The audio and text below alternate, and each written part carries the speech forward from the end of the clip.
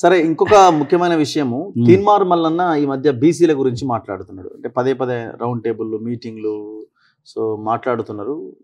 అన్ని వింటున్నారు కదా మీరు కూడా స్టేట్మెంట్స్. సో ఆయన మీ కాంగ్రెస్ పార్టీలోనే ఉన్నారు. ఈ రాష్ట్రానికి చిట్ట చివరి ఓసీ ముఖ్యమంత్రి ఇక రేవంత్ రెడ్డి. ఇక ఓసీ ముఖ్యమంత్రి ఉన్నాడు, ఇక నెక్స్ట్ ఉండేదంతా ఇక బీసీ ముఖ్యమంత్రి అంటున్నారు ఆయన. నేనేమంటా అంటే రేవంత్ రెడ్డి గారి తర్వాత వచ్చేటోళ్ళు బీసీ అని కోరుకోండి. తర్వాతే అంటున్నాడు ఆయన. తర్వాత ఎస్సీ వస్తారనుకోండి, తర్వాత ఎస్టీ వస్తారనుకోండి, తర్వాత మైనారిటీ వస్తారనుకోండి. ఇది సోషల్ జస్టిస్ ప్రిన్సిపల్. నేను మల్లన్నకు కూడా మీ ద్వారా చెప్పేది ఏంటంటే, చివరి ముఖ్యమంత్రి అంటే నెగిటివ్. దీని తర్వాత వచ్చేది మేమే అనుకుంటే ఎవరికైనా హక్కు ఉన్నది. బీసీలకు అధికారం రావాలని ఎస్సీగా తప్పవుతుంది. రావాలని కోరుకునేదంటే నేను ముందంజలు ఉంటా. అది ఎన్నోసార్లు మీకు చెప్పినా కూడా నేను. ఎందుకంటే ఒక 50% ఉన్న వాళ్ళు దేశంలో. నేను ఈ మధ్య బీపీ మండల్ గారి మనవన్ని కూడా కలిసిన, నేను సూరజ్ని ఢిల్లీలో కలిసినప్పుడు మన ఎవరు శరద్ యాదవ్ గారి కూతురుతో వీళ్ళంతా కలిసి ఒక ఓబీసీ మూవ్మెంట్ చేస్తుంది. ఫస్ట్ జనగణన, తర్వాత చట్టసభలో రిజర్వేషన్ వాళ్ళ ఎజెండా. దాంట్లో ఒకసారి మల్లన్న కూడా నాకు ఆ మీటింగ్లో, వాళ్ళు పెట్టిన మీటింగ్లో కనపడ్డాడు కాదు, మేము పార్టిసిపేట్ చేసినాం ఆ రోజు. ఆర్ కృష్ణయ్య గారు తెలుగు ఎంపీలు అందరూ వచ్చిండ్రు ఆ రోజు. ఏది కాన్స్టిట్యూషన్ క్లబ్లో పెట్టిండ్రు. సరే, అక్కడి నుంచి మనకి ఇన్స్పిరేషన్ వచ్చి ఉండొచ్చు, రావాలి. పార్టీ వ్యతిరేకత ఏం కాదు, కానీ పార్టీ లైన్ కూడా మనం చూసుకోవాల్సిన అవసరం ఉంటుంది. దాటుతుండా పార్టీ లైన్ని? బీసీల పక్షాన కొట్లాడుతున్నాడు అంతే. పార్టీ లైన్ ఇంకా దాటినట్టయితే నాకు కనపడలేదు. ఎట్ ద సేమ్ టైం ఏంటంటే, ఒక వర్గాన్ని వ్యతిరేకంగా పార్టీ చూడదు. ఇప్పుడు ఆయన అంటున్నాడు, నాకు ఓసీలు ఓట్లు వేయకండి అంటున్నాడు కదా. తన వ్యక్తిగతం, పార్టీకి సంబంధించింది.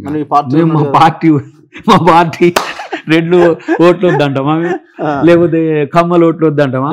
మాకు ప్రతి ఒక్కరి ఓటు కావాలి కాంగ్రెస్ పార్టీకి. మల్లన్నకు వద్దంటే కాంగ్రెస్ పార్టీ మెజారిటీ లీడర్లు మంత్రులే వాళ్ళే అవుతారు.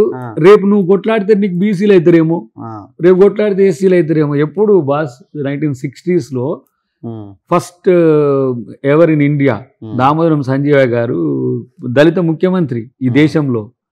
ఆ రోజు ఆయనకు తెలివి ఉన్నది తెచ్చుకున్నాడు. ఇలా మాలను మాదిగను ముఖ్యమంత్రి కావాలంటే ఎంత కష్టపడాలో తెలుసు కదా.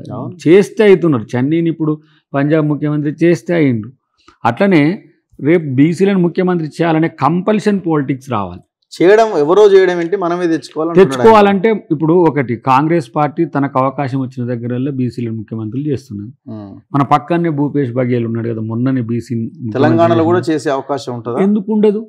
కానీ దీన్ని ఒక వర్గంకు వ్యతిరేకంగా మాట్లాడితే ఏమైందంటే అది రేపు సమస్య అవుతుంది. పార్టీ దాన్ని ఆ లైన్ యాక్సెప్ట్ చేయలేదు కదా, చెయ్యదు కదా. మీ పార్టీలోనే ఉన్నాడు కదా, ఎట్లా ఉంటే అది ఆయన ఇప్పుడు పార్టీ చూసుకుంటుంది. మళ్ళీ అది పార్టీ నేనేం అట్లని కాదు, రెండు మనకెందుకని కూడా కాదు. అది రాంగ్ సంకేతం ఇస్తుంది. అంటే ఒక పార్టీలో వాళ్ళు ఎవరైనా ఈయనని ఇట్లా మాట్లాడమంటుండ్రు, ఆయన ఒక ఆయన అంటాడు బీజేపీ ఆయన, లేదు ఇంకొక ఆయన బీఆర్ఎస్ ఆయన మళ్ళీ ఇట్లా మాట్లాడిపోయామని ఎల్ఐ చెప్పిండని ఇంకొక ఆయన అంటాడు. అది నేను దాన్ని నాతో కూడా మళ్ళీ మాట్లాడుతుంటాడు. అప్పుడప్పుడు మాట్లాడినప్పుడు చెప్తా, అన్న బీసీ మూవ్మెంట్ చేయాలంటే నేను కూడా ఉంటా. ఆయన చిత్తశుద్ధి ఎంత అని మీరు అనుకుంటున్నారు? అంటే ఆయనకి కమిటెడ్గా ఉంటాడు. పార్టీ కమిట్మెంట్ కూడా ఇంపార్టెంట్ పార్టీకి వచ్చినప్పుడు. ఇప్పుడు దయాకర్ అంటాడు of course Congress leader, but Dalit issues వచ్చినప్పుడు, ఓబీసీ ఇష్యూస్ వచ్చినప్పుడు పార్టీ లిమిట్స్ దాటి కూడా వాళ్ళ పక్షాన్ని నిలబడతాడు. అది పార్టీ వ్యతిరేకించదు.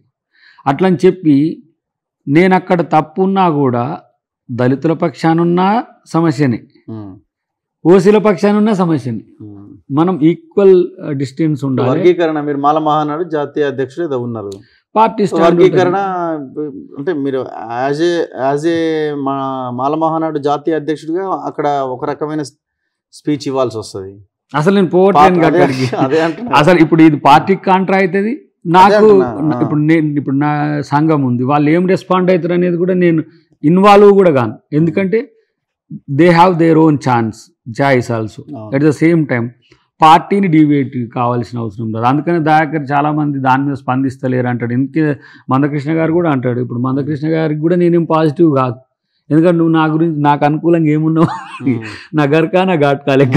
ఇప్పుడు వాళ్ళు ఇంత పెద్ద తెలంగాణ మాలమానాడని పెట్టి మూమెంట్లో ఒక క్రియాశీలక పాత్ర పోషించిందే నేను.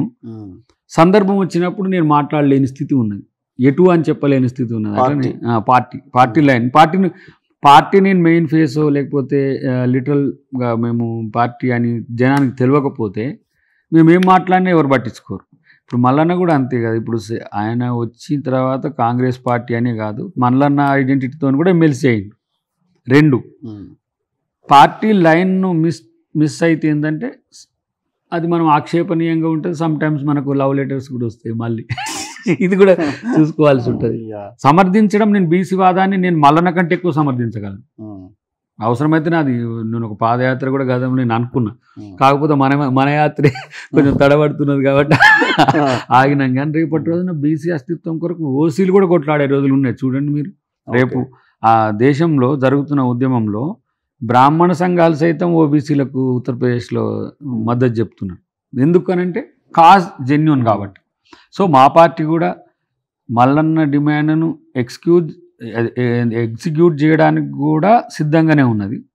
కాకపోతే కొంచెం పెడగపోవడం వల్ల ఏమైందంటే పలు సందర్భాల్లో ఆక్షేపణలు వస్తాయి. దాన్ని కూడా మనం డేర్గా ఎదుర్కోవడానికి ఉన్నట్టుంది మరి నాకు తెలియదు. చూద్దాం ఏమైందో. Thank you very much Dayakar గారు.